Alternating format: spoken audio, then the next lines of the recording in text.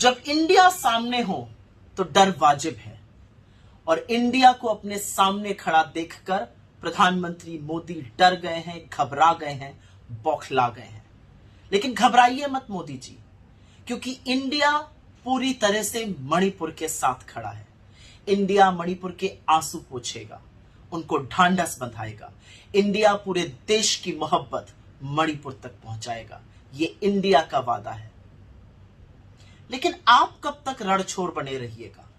आप कब बात करिएगा मणिपुर की? आप कब शांति की अपील करिएगा? 36 सेकंड मणिपुर पर बोलकर कुत्सित राजनीति करके आप बच जाइएगा। मणिपुर इस देश का हिस्सा है। आप प्रधानमंत्री हैं, कोई पार्ट टाइम टेलीप्रॉम्प्टर पढ़ने वाले नायक थोड़े ही हैं।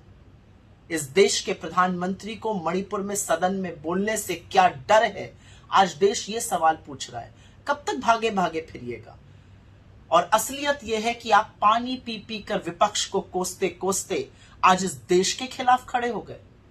आपने इस देश को, आपने इंडिया को ईस्ट इंडिया कंपनी और इंडियन मुजाहिदीन के समकक्ष खड़ा कर दिया और इसके लिए आपको देश माफ नहीं करेगा। लेकिन एक सवाल है, क्या skill India, startup India, digital India, खेलो इंडिया, आपका new India, BJP for India, ये इंडियन मुजाहिदीन की एजेंट है क्या?